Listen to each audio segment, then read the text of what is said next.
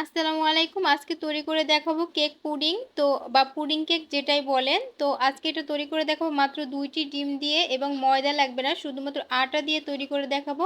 আর অনেক সহজভাবে তৈরি করে দেখাবো। তো আশা করি ভিডিওটা ভালো লাগবে। আর ভালো লাগলে অবশ্যই চ্যানেলটা সাবস্ক্রাইব করে ভিডিওতে একটা লাইক করে দিবেন। প্রথমে এখানে যে পাত্রে সেট করব সেই পাত্রেই আমি ক্যারামেলটা তৈরি করব। সেজন্য ১ টেবিল চামচ চিনি দিয়ে তারপরে আমি কোনো প্রকার পানি দেব না। যখন দেখব একটু কালার চলে আসছে তখন হালকা নেড়ে-চেড়ে তারপর সুন্দর একটা কালার আসলে তারপরে আমি এটা নামিয়ে নেব। তবে খুব বেশি ডার্ক করা যাবে না। এটা কিন্তু যখন ঠান্ডা হবে তখন আরও কিছুটা ডার্ক হয়ে যাবে। তো এই পর্যায়ে একটু লাইট অবস্থায় নামিয়ে নিলাম।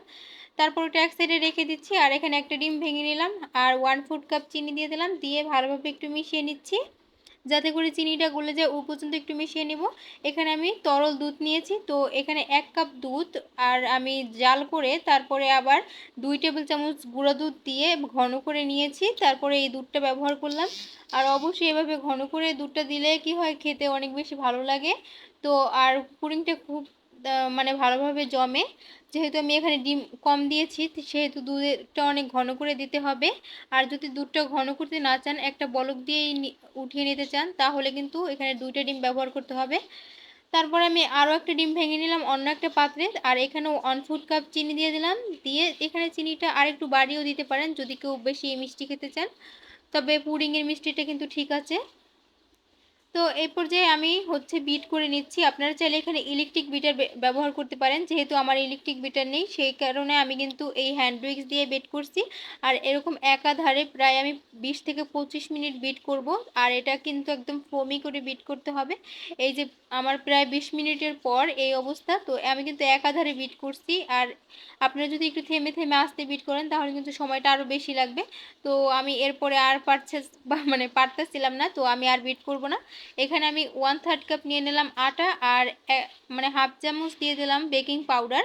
এটা কিন্তু বেকিং সোডা না, বেকিং পাউডারটাই দিতে হবে। আর এখানে ভ্যানিলা এসেন্স যেহেতু ব্যবহার করছি না সে কারণে কিন্তু আমি একটু লেবুর রস দিয়েছি। আর আমরা পুডিংয়ের মিশ্রণটায় আমি যখন জাল করেছি তখন আমি এলাচ দিয়েছিলাম, যার কারণে কিন্তু ওটা ডিমের কোনো গন্ধ করবে না। আপনারা ভ্যানিলা এসেন্স না থাকলে কিন্তু এইভাবে করেও করতে পারেন। তো আমি এটা দিয়ে তারপরে আটাটা কিন্তু একবারে মেশাতে যাবেন না, অল্প অল্প করে দিবেন আর অল্প অল্প করে অ্যাড করবেন। তো এভাবে করে আমি মিশিয়ে নিলাম। তো এবারে পুডিংয়ের মিশ্রণটা আমি প্রথমে ঢেলে নিচ্ছি। তারপরে আমি দিয়ে দিচ্ছি যে কেকের মিশ্রণটা।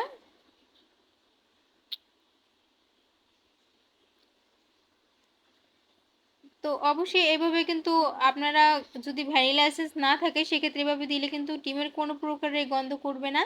তারপর আমি হালকা হাতে একটু ট্যাপ করে নিচ্ছি আর উপরে যেই মানে বাবলসগুলো ছিল সেগুলো একটা কাঠি দিয়ে আমি ভেঙে দিচ্ছি। তারপরে আমি এখানে আগে থাকতে গরম পানি করে নিয়েছি, তার উপরে একটা স্ট্যান্ড বসিয়ে তারপরে এই বাটিটা বসিয়ে দিলাম। আর এরপরে একটা ঢাকনা দিয়ে দিলাম। আর ঢাকনাটা যে একটা ছিদ্র থাকে আমি কিন্তু সেই ছিদ্রটা একটা লং দিয়ে বন্ধ করে দিয়েছি। তো এইভাবে করে আমি মিডিয়াম আঁচে আমি কিন্তু এটা ১৫ থেকে ২০ মিনিট মতো ভাপিয়ে নেব। এর থেকে বেশি কিন্তু কখনোই ভাপাবেন না, তাহলে কিন্তু পুডিংটা ছিদ্র ছিদ্র হয়ে যাবে। তো আপনারা ১৫ মিনিট পর একবার চেক করে নেবেন, যদি দেখেন যে হয়ে গেছে তাহলে নামিয়ে নেবেন।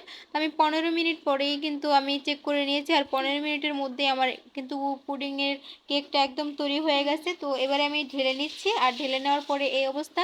তবে আপনাদের একটা আমি সরি যে এই পুডিংয়ের মোল্ড আউট করা এবং কাটাটার ভিডিওটা আমার করা হয়নি, তাই আমি এটা দেখাতে পারিনি।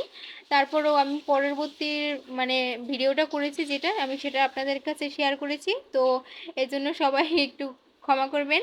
তো আশা করি ভিডিওটা ভালো লাগছে আর ভালো লাগলে অবশ্যই আমার চ্যানেলটা সাবস্ক্রাইব করবেন। কিন্তু রেসিপিটা কিন্তু একদম পারফেক্ট হয়েছে, সেটা কিন্তু আপনারা দেখেই বুঝতে পারছেন যে কতটা পারফেক্টভাবে হয়েছে। তো ভিডিওটা ভালো লাগলে ভিডিওতে একটা লাইক করে দিবেন। আর আজকে এই পর্যন্ত, সবাই ভালো থাকবেন। আল্লাহ হাফেজ।